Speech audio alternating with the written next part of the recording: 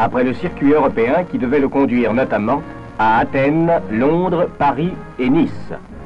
De hautes personnalités israéliennes sont venues accueillir le Premier ministre, dont le voyage, présenté à l'origine comme strictement privé, aurait eu en fait, affirment les milieux bien informés, une signification plus profonde.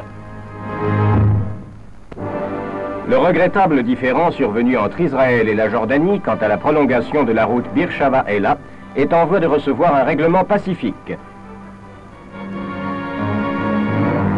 Les représentants de la commission mixte d'armistice, désignés par l'ONU, recherchent à pied d'œuvre une solution en accord avec les délégués des deux pays en cause, et l'on espère qu'il n'y aura bientôt plus de problème. À l'occasion de son 20e anniversaire, le club sportif Hapoel organise une course cycliste à laquelle prennent part 63 concurrents. Sur 15 km de parcours, cette épreuve ne put malheureusement permettre à nos coureurs de fond de se distinguer, mais elle n'en fut pas moins intéressante de bout en bout.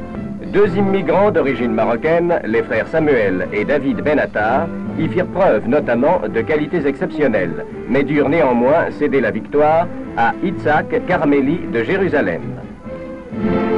Rappelons qu'il y a un an, ce dernier s'était déjà adjugé le titre de Monsieur Israël pour 1950.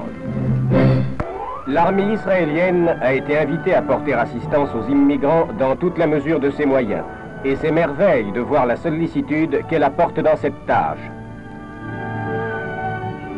Les soins médicaux les plus variés sont donnés gratuitement aux enfants de ceux qui sont désormais appelés à vivre sous notre ciel.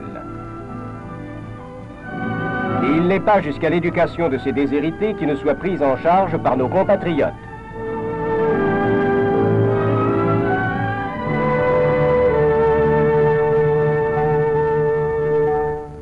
Monsieur Ben Gurion, qu'accompagne le général Yadin, visite le camp d'un bataillon de jeunesse qui s'est particulièrement distingué par sa contribution à l'effort national de reboisement. On sait que les bataillons de jeunesse ont en l'espace d'un an planté près de 150 000 arbres. Un sérieux appoint alors que notre pays escompte avoir porté ce chiffre à 100 millions dans 10 ans. Comme on le voit, M. Ben Gurion est le premier à prêcher d'exemple. Nouveau commandant en chef des troupes britanniques dans le Proche-Orient, M. Brian Robertson est accueilli sur l'aérodrome de Lydda par Sir Knox Helm, ambassadeur d'Angleterre, et par diverses personnalités israéliennes, parmi lesquelles le brigadier Maz, chef d'état-major de l'armée nationale. Accompagné de ce dernier, le général Robertson passe en revue l'unité de parachutistes qui lui rend les honneurs.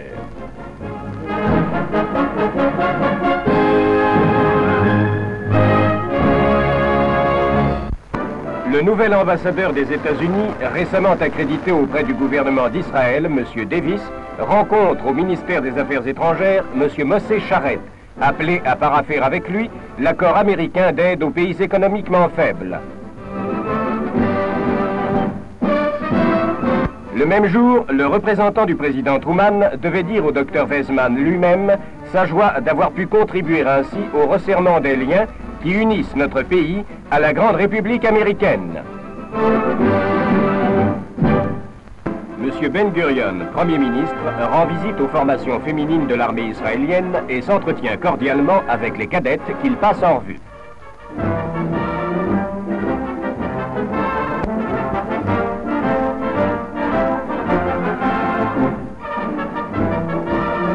Le chef du gouvernement remet un diplôme à Mme Judith Arnon, qui fut la meilleure élève officier de sa promotion. À l'issue de la cérémonie à laquelle assistait le chef d'état-major Mordecai McLeff, les futurs officiers de l'armée israélienne défilent devant la tribune officielle. Nomination d'un conseil provisoire appelé à administrer le village druze de Daliat el-Carmel. Une délégation israélienne est venue procéder à l'installation de cette assemblée que remplacera dans quelques mois un conseil élu par les habitants du village. Tandis que les troupes druzes présentent les armes, le chef de la délégation gouvernementale s'entretient avec le nouveau maire qui sera nommé par les soins du ministère de l'Intérieur.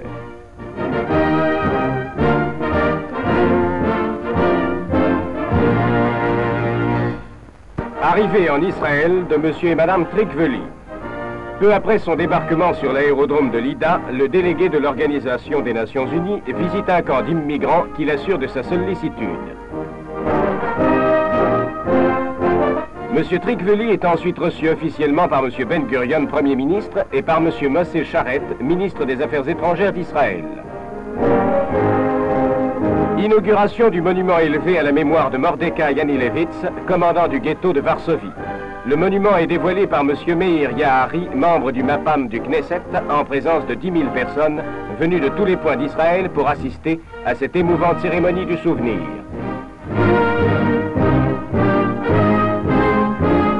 « 1er mai à Tel Aviv.